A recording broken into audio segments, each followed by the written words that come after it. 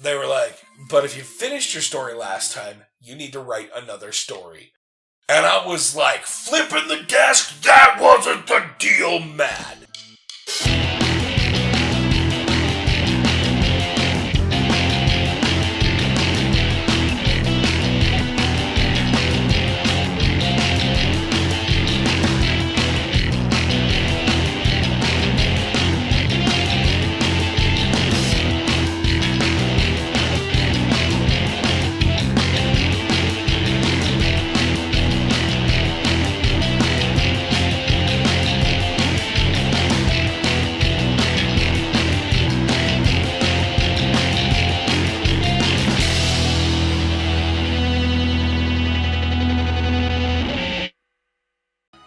Hey there, guys, it's King Badger, your Badger King, here as always with Gary the Tuna.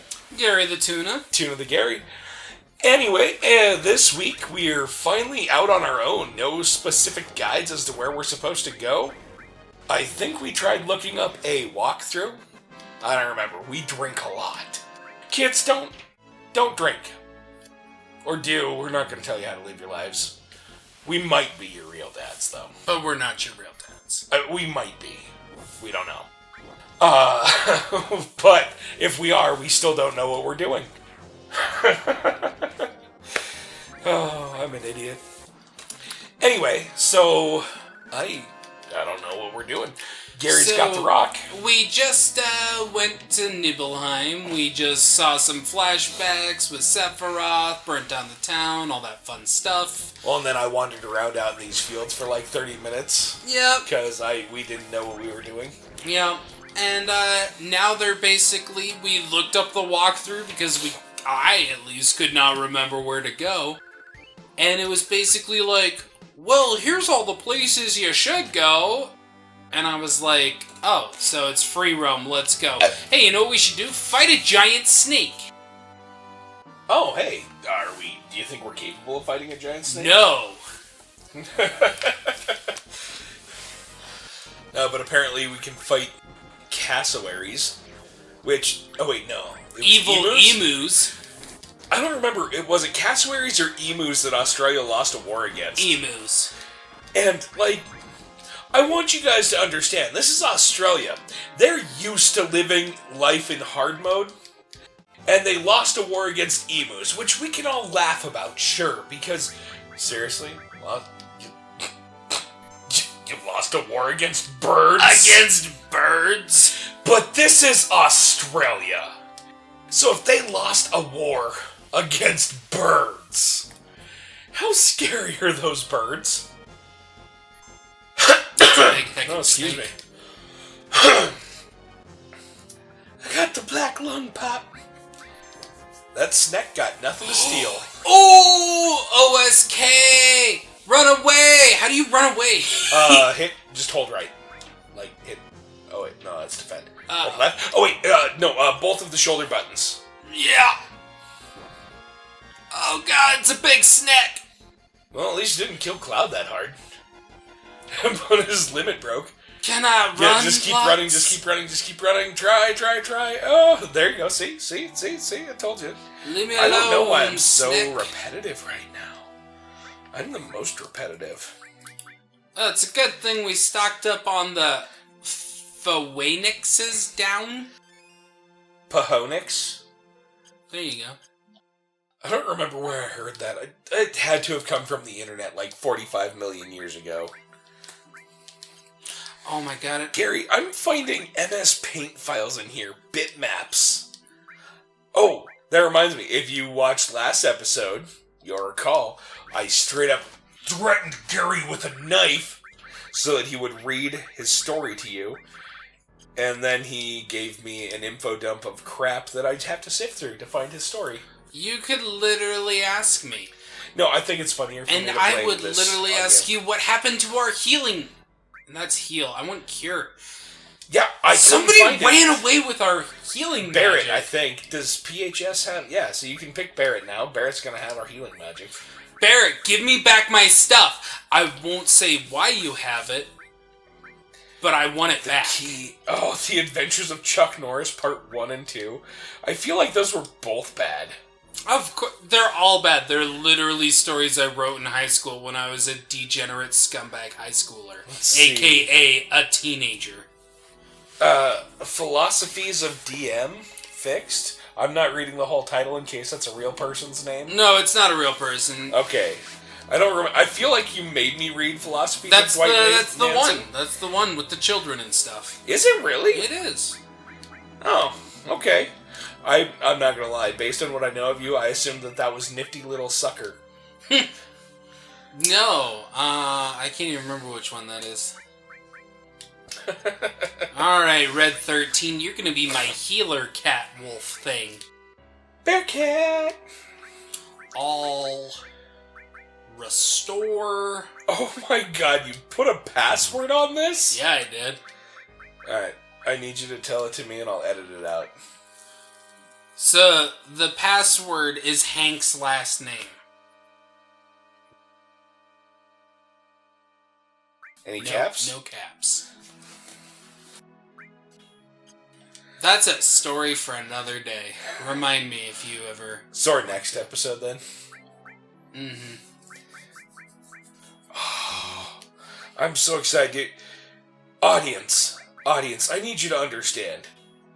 You might not agree with me, and that's fine. This story here, which Gary TV and I... Gary. Mm-hmm. Why am I going to television again? It's so dumb. It's a name from our childhood. It's fine. Gary and I have been friends for years before I heard this story. But the mind that would come up with this story is exactly why Gary and I are friends. It is so good. It's like... I'm gonna build it up. I'm not gonna I talk. really would appreciate it if you didn't. Yeah. Because, like, once again, remember, this is a cringy high school English class story. Oh god, dude. I wish I could... Alright, I will tell the story about this story, because I don't think it exists anywhere in the world anymore. If it does, it's digital, and it's straight up on a floppy disk. Pause. Yeah, what's up? Do we want to follow the traditional route of getting a chocobo to cross the marshes? Or do we want to turn it on ×3 and grind mobs until we can kill that snek and show it who's boss? Oh, man. Let's go the traditional route, mostly because I feel like it's still going to take us 3 episodes on ×3 of us grinding mobs. Okay. I mean, we could grind mobs off camera. I should have grinded more of those soldiers in the subway. all 15 AXP, all 15 EXP. So what I was saying is, there's a story that I would love to read for our audience if I could find it anymore. When I was in high school, I went to a high school with block scheduling. So we had 4 classes a day. We had the first 2 periods, then lunch, and the second 2 periods. But all of our classes were 90 minutes long. And I was taking this English class with a teacher I did not care for. As I'm sure surprises you all, I might have been a handful in school. And this teacher and I just did not get along. Now, oddly enough, I liked the teachers I butted heads with more than I liked this particular teacher, but that doesn't matter. Anyway, though, so this teacher was like, we are going to write a short story. Blah, blah, blah needs, like, to illustrate the appropriate usage of adjectives. Because they wanted to illustrate how important adjectives are. And children in the audience, or hopefully not children, young adults in the audience, if you want to become a writer, adjectives are very important, but it is very important to maintain an appropriate balance.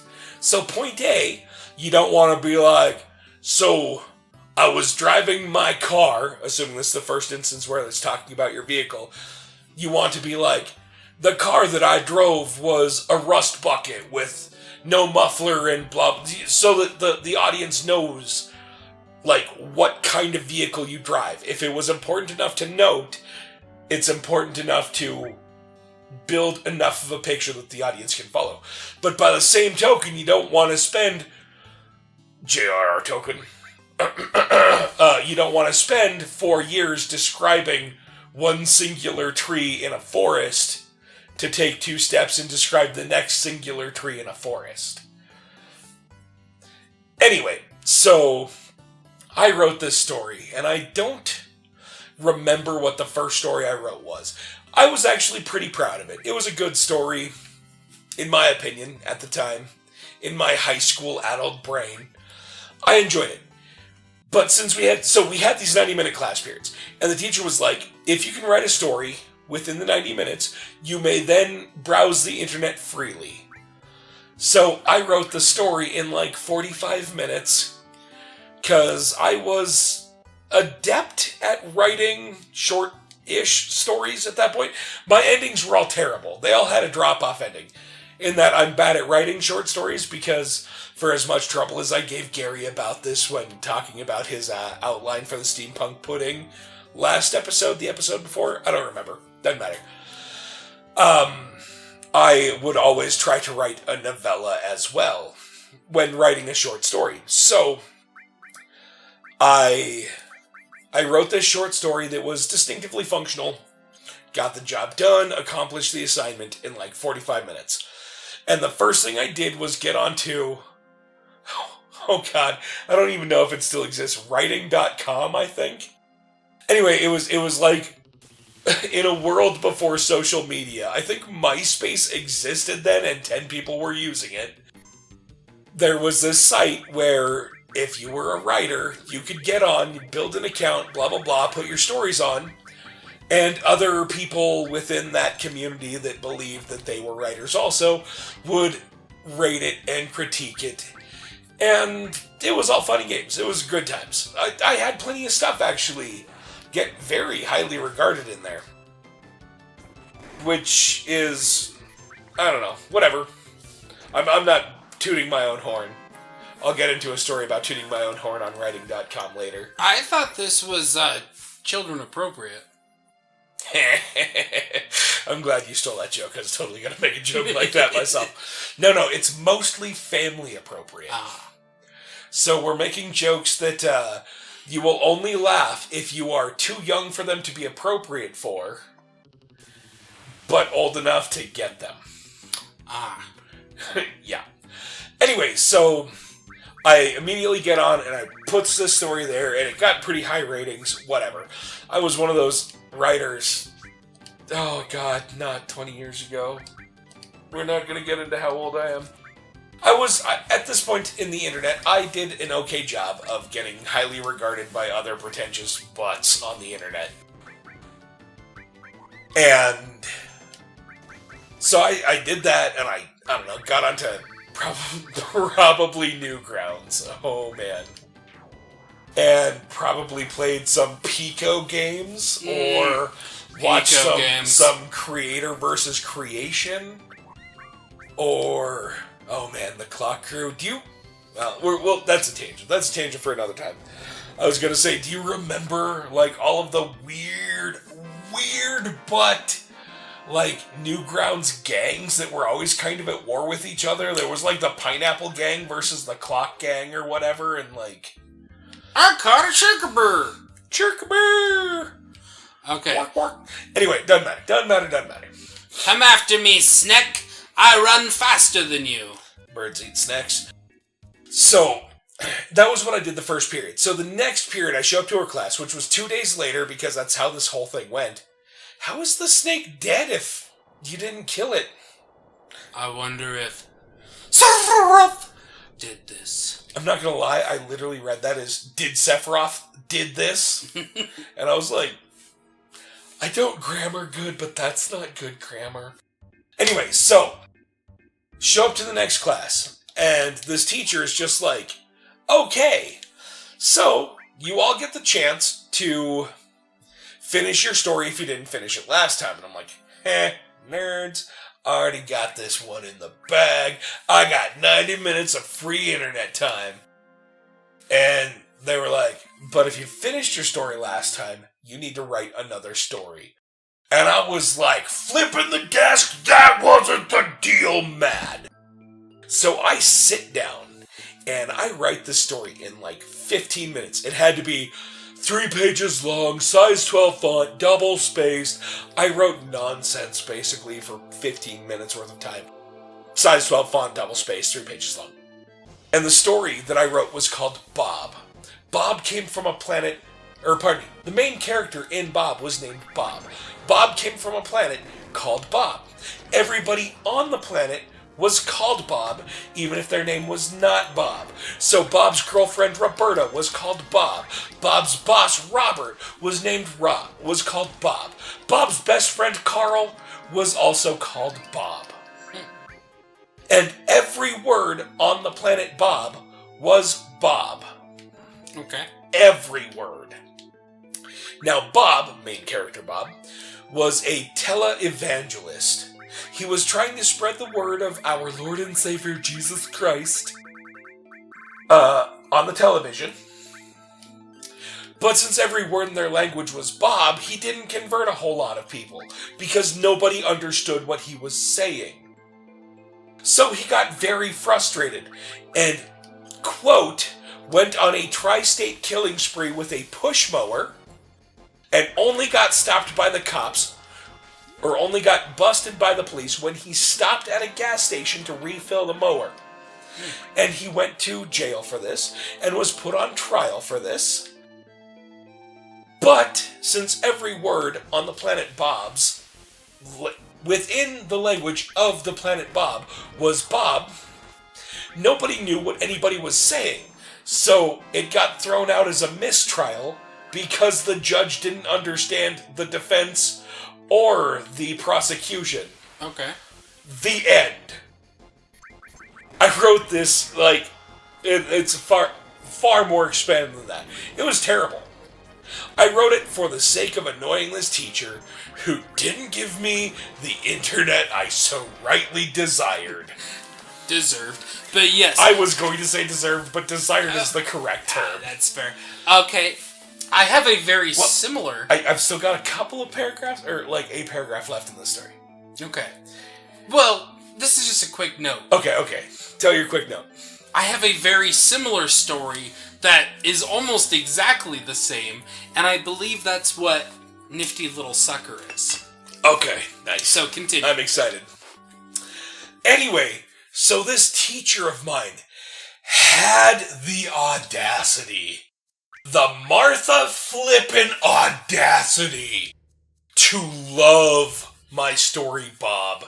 And I was so mad. So mad. I wrote this story to make her angry. Make them angry. And no. They had to go and love it. I swear, I almost tried to flip the desk with behind it. I was so mad. I suppose that is where our stories diverge. My teacher did not appreciate it so much. Is it because you were accusing one of your classmates of being a scumbag again? No. Oh wait, no, that was your website, not a story. Yeah. No, you should. You should definitely pull up Nifty Little Sucker and just maybe read that to yourself. Oh, I was like, or read it out loud. And edit the whole segment. I think it's the one. I think it's titled Bubbles the Playful Puma. No, you have Bubbles the Monkey in a different one. This is the Playful Puma. Oh yeah. No, Mr. Rogers was fine. Look up Bubbles the Monkey. I think that's Bubbles the Monkey. I'm worried. I think that's the one about Mr. It appears to be 2 paragraphs long. I'll read this aloud at this point. No, that's not the one. Alright, never mind, moving on. Would you like me to read Bubbles the Monkey aloud for our audience? I don't think it's a finished story. That's fair. You'll have to finish it. Because I mean, if you look at it, it was just 2 paragraphs, which means that I probably saved it on my zip drive and then put it on a computer and finished it on the computer and never put it back on my zip drive. I'm not worried about it. So this is a playful puma, which is nifty little sucker. Yeah.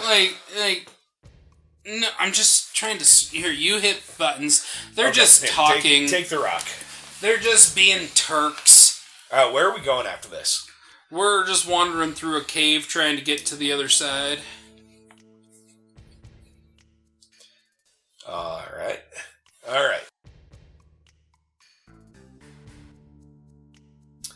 Anyway. Yes, Eris is with me. Thank you. Give her my regards. Gary's left me to talk to myself, and you all know what that means. Badger is about to sound like an idiot. Okay, no, this is the story. I forgot that I had changed the name from the teacher's name to Mr. Rogers. So you'll have to edit that out. His previous name. Yeah, that's no problem. That's gonna be easy enough. I plan on... I plan on doing that. Alright. You can read it if you want. It's ridiculous. Would you like me to read it aloud? I mean, do it big. It's absolutely ridiculous. This is... And is this version of the name the correct one to read, or is it a different... No, so this is the pseudonym. Okay. So this is okay to read. Alright. Children, feast your ears upon my hideous voice reading Gary's wonderful works. I am so excited for you to read my I know. Awful. This is going to be so bad. It's so bad. Alright. The Playful Puma. In the land of cups and chalkboards, there is none worse than Mr. Rogers. Side note, this is not Mr. Rogers, Mr. Rogers fan. Different Mr. Rogers. Yes. We like that Mr. Rogers. Yeah, he's a chill dude. I love that I said that right before the sentence. Mr. Rogers is not a friendly old chap. He is rather mean and scary. On Mondays, he likes to go down to the harbor and sail the little boats, but he also likes to steal the little boats from children. The little boats consist of pieces of wood and little sheets for sails. He would steal boats and sell them on the black market for 30 Jolly Ranchers a bunch. Woe the man who gets in the way of Mr. Rogers and his Jolly Ranchers, for that man shall get the smack down laideth upon thee. He would get very belligerent, and he would hit that man with his metal slinky of death. Mr. Rogers was the bully of the neighborhood, for his mother was a hamster, and his father smelt of elderberries. You never know what that type of man is going to do next. He would eat his Jolly Ranchers, and there would he heck to pay to anyone who stood in his way. Oh, that's on me. And there would be heck to pay. It's hard to read when I'm inebriated.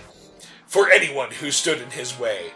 For those very Jolly Ranchers would knock him off his rocker, and Mr. Rogers would be thrown for a loop, if you get my drift.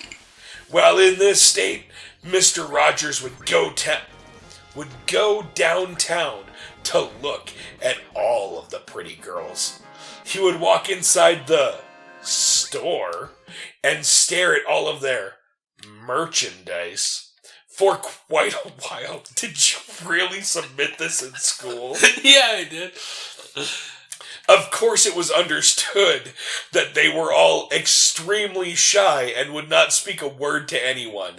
This only instigated Mr. Rogers to hurry up and pick one. There, that beautiful one in that low-cut red dress. Look at that one with the delicious upper torso,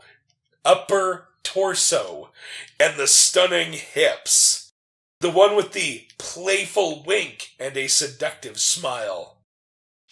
Once Mr. Rogers established which one of the pretty girls he wanted, he would pick up the chosen mannequin and dance around the store with it. The sales clerk at Walmart was quite bewildered with his antics. I love that the original version of Mr. Rogers apparently had the teacher whom I'm assuming you submitted this to's name. Oh. You're more gutsy than I was. And I straight up got kicked out of school for writing a paper about Democrats for a Republican government teacher. When he finished looking at all of the pretty gowns on the store mannequins, he would work his way to the bus station to beg. Whoop, went too far. Pretty gown. He would go around to all of the other people begging and ask them if he could borrow their pet banana to cure his stuffy nose. I don't even know what that's supposed to mean. Of course, it's understandable why these poor homeless people would take his innocent questions amiss.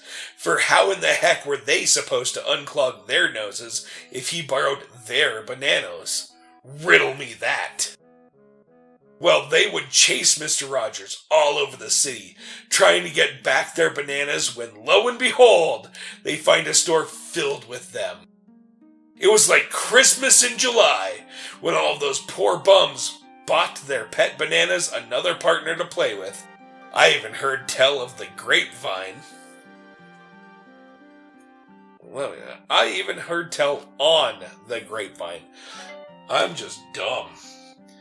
On the grapevine, that one of them made a fortune breeding the suckers as prize fighters. I'm surprised you didn't get hit. On with the rest of my tale, I suppose.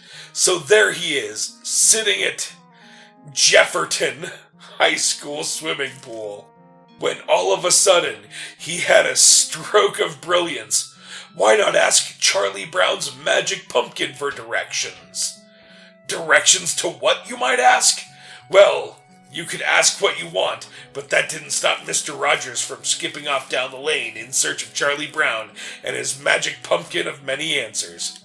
The end. Oh, Gary. So yeah, as far as high school stories written in 15 minutes, that is my tidbit to share with the evening.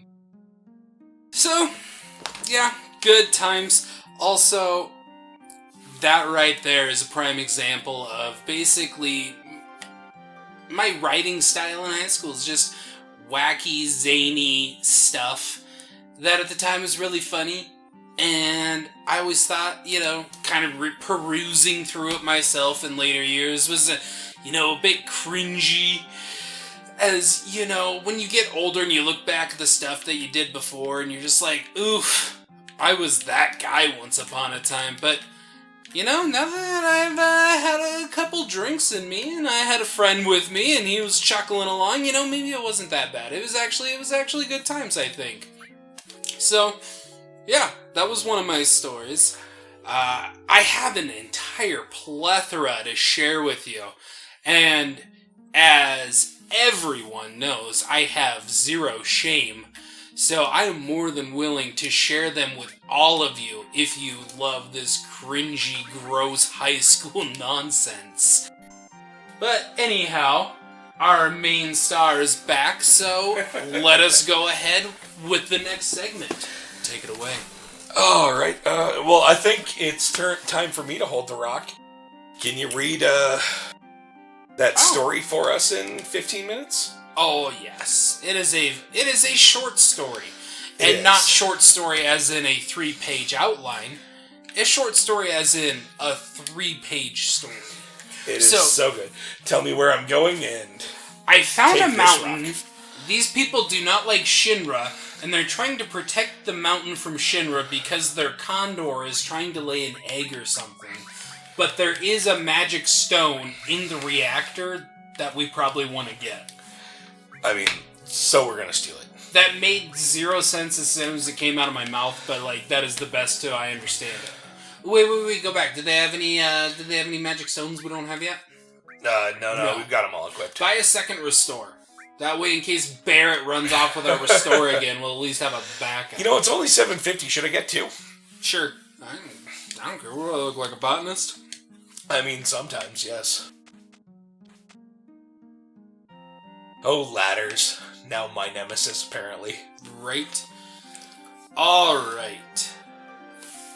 Alright, I go mean, ahead. Read. It's a thing I haven't thought of in a long time, but the story behind Dwight Manson and Hank Turner and Frederick Stanhope and Isaac Hayes. Oh, wait, is that from this? Are those the names from this? It's been so long since I read this story. No, not in the story. Oh, okay. Just those names, It's a weird story, but it's mine. So I guess... And you love it? Yeah. Anywho, this is a story I wrote for an English class once. And I don't want to build it up too much, but it will be the greatest thing you've ever heard in your entire lives. Oh, thank you, baby. Well, I'm playing to the level at which I expect this to hit you. I love this story, absolutely. No plan. Like, I am not a tutor of horns, because I understand I am not all that. And well adept at tooting your own horn. Exactly. But, no, this was a story that I wrote for an English class, and I actually, liked it, so I kept working on it over the next, couple of years, and I saved it for posterity, so I hope you enjoy. Alright, here we go. The pitter-patter of little feet echo down the hall, reverberating off the ceiling and the walls to alter the sound into a menacing growl. The children stop, afraid to go farther. Dim light cast from a wall-mounted lamp illuminates the surrounding area. A little way... Oh, because that's me being drunk. I'm hitting buttons as I'm trying to scroll. So, all of a sudden, I deleted, an entire sentence. Okay. Also, I apologize. I can edit the swears. No yeah. Okay, let's start over. I'm just going to hit the down arrow and nothing else. Alright, here we go. Just edit that whole segment out. This is... we start from here. Probably not. Alright, but I will edit the swears. Alright, here we go. The pitter-patter of little feet echo down the hall, reverberating off the ceiling and walls to alter the sound into a menacing growl. The children stop, afraid to go farther. Dim light cast from a wall-mounted lamp illuminates the surrounding area. A little ways down the hall is another lamp with its own pool of golden glory. 5 feet. It's only 5 feet from light to light.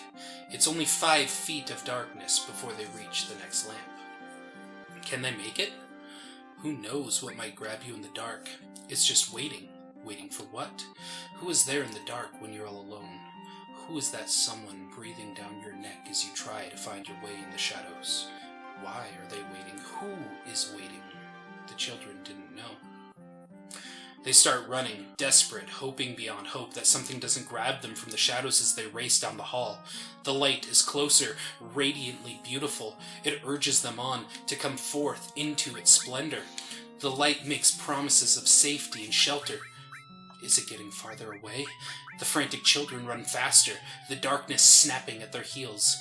Why did it seem so far? 5 feet turn into 50 as the weary children run faster. Snap! Their warped perspectives break and reform. The 1 foot that took eternity to get past is gone. The next 4 feet are a blink as the distance returns to reality. The children burst into the light, relief plain upon their faces as they sag to the floor. They soak in the light, prisoners of the dark no more as the light shines upon their faces. With heart-wrenching terror, the light gutters out. The dark seeps in. The world slows. Their breathing slows. 2 seconds blend into infinity. Frozen in time, the darkness creeps closer, like molasses. Eager, anxious, it swirls closer. Impatient, hungry, it crawls forward, seeking their warm bodies. The children are frozen. Their muscles refuse to respond to their commands. Hysteria sweeps in, laughing at their inability to flee. Run! They urge their feet. Why won't their legs move? Who is that screaming? Why won't they stop? Unbidden, the screams rip through their throats, seeking freedom from the lungs of the children. The shrieking pierces their ears, stabbing through their head like a lance of electricity. Snap! The hold on the children, those unseen chains that drag at their feet disappear. Those 2 seconds of urging their legs to move finally takes hold. They scramble to their feet and run. Where to? What is safe from the dark? Where can they go that those things in the night can't reach? They didn't know. They decided to run and keep running. Where they ran, how long they ran, they didn't know. They were being hounded by the night and there was nowhere left to go. Why was this happening? Snap! The wall-mounted lamp is there, hanging limply from the wall. 5 feet. It's only 5 feet till the next lamp. What's going on? It's only 5 feet of darkness until they reach the lamp. They had never run at all.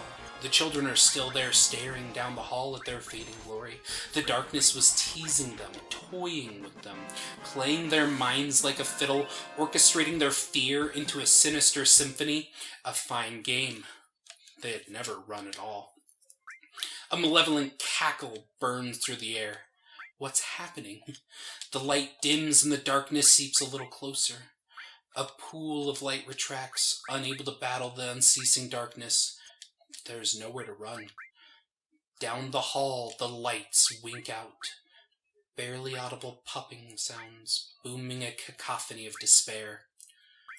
The children quit slouching, standing tall in the fading luminescence. There is nowhere left to go, nowhere to run.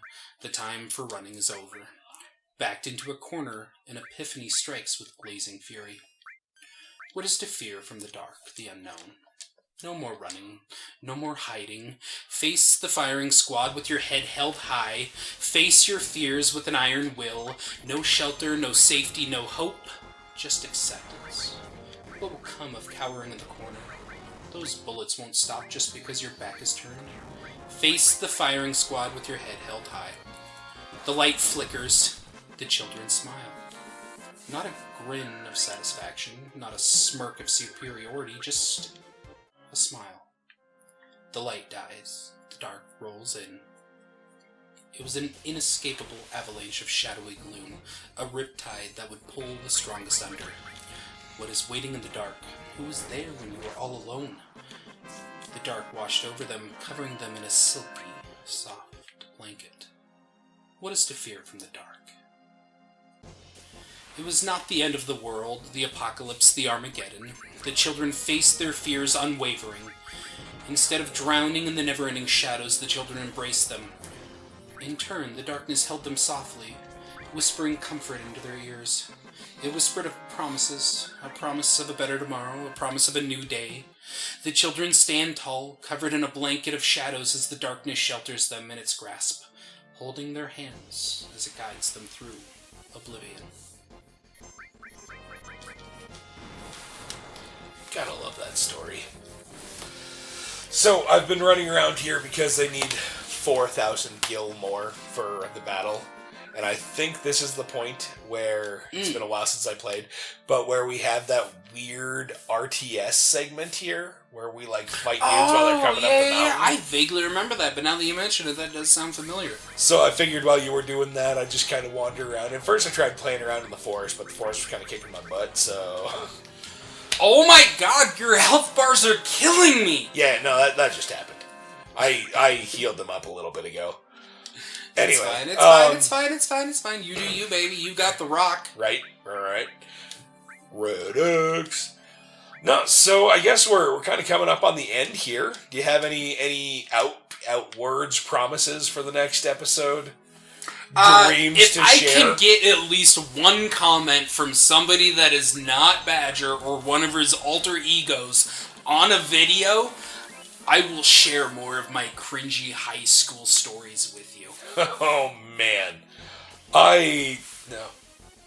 I'm going to have to create another account that you're not aware of to make sure we get a comment. I love your stories, bro. I really do. Like, and I'm not blowing any excess smoke on ya. You should. At least somebody out there, just drop one comment and I will share with you the amazing adventures of Chuck Norris. A little teaser for you.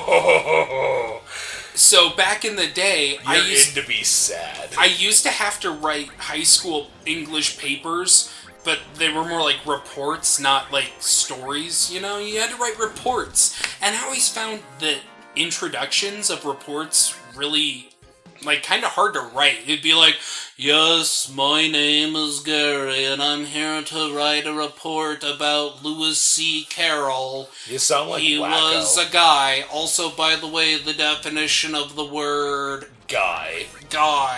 You know, Guy the way that from you would, the Latin guy. yeah, just try and start papers. No, I always found that I am a good unable way, to can. right? I always found a good way to get the creative juices flowing to just Ayo. dive straight into the paper is to come up with a little wacky anecdote about what you're writing a paper on. I have a great example about Pablo the monkey, but no, you're just like, oh, hey, here's a wacky fictional anecdote about some character going through this problem about writing a report, and bam, it just takes you into it.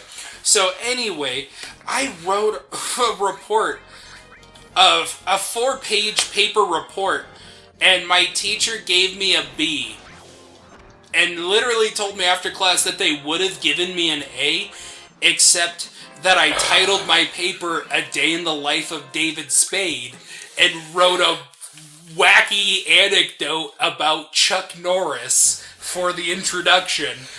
If it wasn't for that, I would have gotten an A, but because I did that, no, entirely unprofessional. B. And so I was like, what? You like the paper, but because of this one little thing, you're giving me a B? Fine, I'm just gonna write an entire story about Chuck Norris then. Because the intro is about Chuck Norris, and it was just titled A Day in the Life of David Spade because of reasons.